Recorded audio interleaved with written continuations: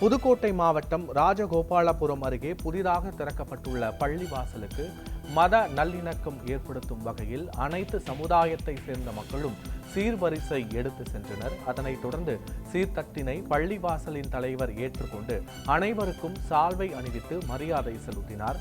மேலும் பள்ளிவாசலில் சிறப்பு தொழுகை நடைபெற்று அன்னதானமும் வழங்கப்பட்டது. ராமேஸ்வரம் திருக்கோவிலில் மகா சிவராத்திரி 4ஆம் திருவிழாவை ஒட்டி ராமநாத சுவாமி வெள்ளி கைலாச வாகனத்திலும் அம்பாள் தங்க சிம்ம வாகனத்திலும் பஞ்சமூர்த்திகளுடன் எழுந்தருளி ரத வீதிகளில் உலா வந்தனர். இதில் ஏராளமான பக்தர்கள் கலந்து கொண்டு அம்மனை வழிபாடு நடத்தினர்.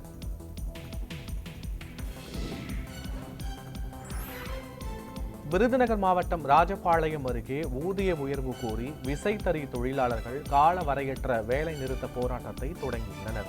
3 ஆண்டுகளுக்கு ஒருமுறை கூலி உயர்வு ஒப்பந்தம் போடப்படும் நிலையில் இந்த ஆண்டு 5% கூலி உயர்வு வழங்க வேண்டும் என கூறி ஏஐடியூசி மற்றும் சிஐடியு தொழிற்சங்கம் சார்பில் கால வரையற்ற வேலை நிறுத்த போராட்டம் தொடங்கப்பட்டுள்ளது.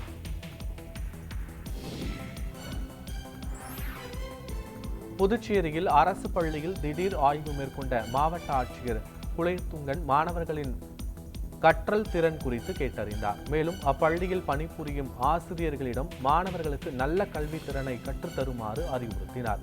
இதனைத் தொடர்ந்து பள்ளியில் மாணவர்களுக்கு அடிப்படை வசதிகளான கழிப்பறை வசதி, சுத்தமான குடிநீர், போதிய வெளிச்சம் மற்றும் காற்று வசதி உள்ளிட்டவைகள் குறித்தும் அவர் ஆய்வு மேற்கொண்டார்.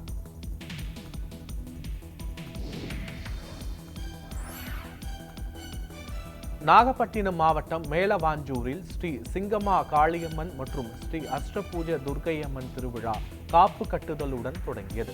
இதைத் தொடர்ந்து பக்தர்கள் அளவு காவடி எடுத்து பக்தி பரவசத்துடன் ஆடி வந்து தங்களது நேர்த்திக்கடனை செலுத்தினர். அதன்பின் அம்பாளுக்கு தீபாராதனை காண்பிக்கப்பட்டது.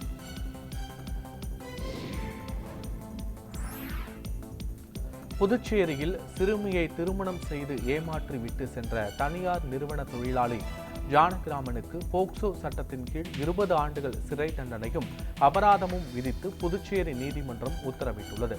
ஜானகிராமனுக்கு உடந்தையாக இருந்த அவரது உறவினர்களான தனலட்சுமி, லட்சுமி, கிருஷ்ணமூர்த்தி மற்றும் சிறுமியின் தந்தை ஆகிய 5 பேர் மீது போக்சோ பிரிவின் கீழ் வழக்கு பதிவு செய்து போலீசார் கைது செய்தனர்.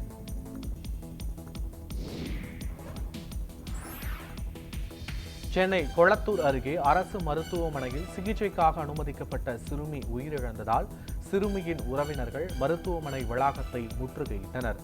பாவலா என்ற சிறுமிக்கு காலில் வலி ஏற்பட்டதால் அரசு மருத்துவமனையில் சிகிச்சைக்காக அனுமதித்துள்ளனர். சிகிச்சை முடிந்து வீடு திரும்பிய சிறுமிக்கு மீண்டும் வலி ஏற்பட்டதால் மருத்துவமனைக்கு அழைத்து சென்றுள்ளனர். அப்போது மருத்துவர்கள் குழந்தை இறந்துவிட்டதாக தெரிவித்துள்ளனர். இதனால் ஆத்திரமடைந்த சிறுமியின் உறவினர்கள் மருத்துவமனையை முற்றுகையிட்டனர்.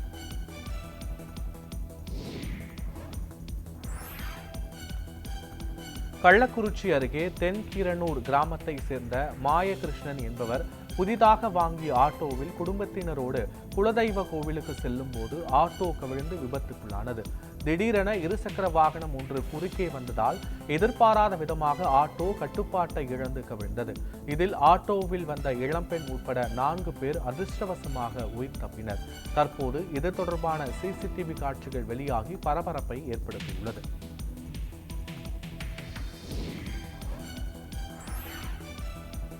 செங்கல்பட்டு மாவட்டம் மன்னிவாக்கத்தில் உள்ள வெறி கல்லூரி சார்பில் தாய்மொழி தினத்தை முன்னிட்டு அன்பு தொண்டு இல்லத்தில் உள்ள முதியோர் காப்பகத்துக்கு 50,000 ரூபாய் மதிப்பிலான பொருட்கள் வழங்கப்பட்டன. முதியோர்கள் பயன்படும் வகையில் புடவை, பெட்ஷீட் மற்றும் உணவு பொட்டலங்களை மாணவ மாணவியர் வழங்கினர். தொடர்ந்து முதியோர்களை மகிழ்விக்கும் விதமாக மாணவிகளின் கலை நிகழ்ச்சிகளும் நடத்தப்பட்டது.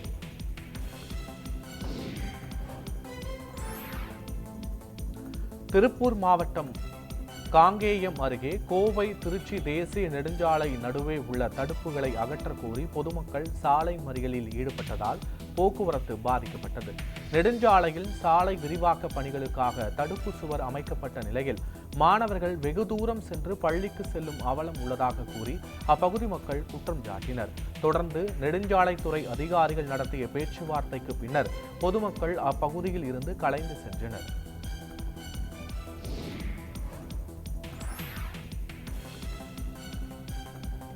மயிலாடுதுறை மாவட்டம் சீர்காழி தென்பாதி அங்காள பரமேஸ்வரி அம்மன் கோவிலில் சிவராத்திரி உற்சவம் கொடியேற்றத்துடன் கோலாகலமாக தொடங்கியது. நாகேஸ்வர முடையார் கோவிலில் இருந்து திரளான பக்தர்கள் அழகு காவடிகள், பறவை காவடிகள் எடுத்துக்கொண்டு முக்கிய வீதிகளின் வழியாக ஊர்வலமாக சென்று அங்காள பரமேஸ்வரி அம்மன் கோவிலில் வந்தடைந்தனர்.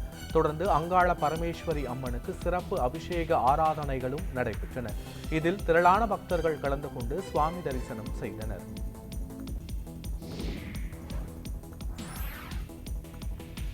நாமக்கல் மாவட்டம் திருச்செங்கோட்டில் புகழ்பெற்ற சின்ன ஓங்காளையம்மன் கோவிலில் மாசி குண்டம் திருவிழா தொடங்கியது.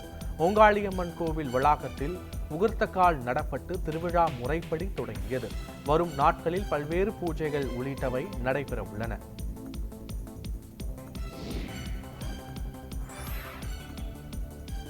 கள்ளக்குறிச்சி மாவட்டம் கனியாமுத்தூரில் உள்ள தனியார் பள்ளி கலவர வழக்கில் தொடர்புடைய 35 சிறார்கள் விழுப்புரம் சிறார் நீதிமன்றத்தில் நேரில் ஆஜராகினர். கனியாமுத்தூர் தனியார் பள்ளியில் 10ஆம் வகுப்பு மாணவி உயிரை மாய்த்து கொண்ட சம்பவத்தை தொடர்ந்து பெரும் கலவரம் வெடித்தது. இது தொடர்பான வழக்கு விழுப்புரம் சிறார் நீதிமன்றத்தில் நிலுவையில் உள்ள நிலையில் நீதிபதி ராதிகா முன்பு விசாரணைக்கு வந்தது.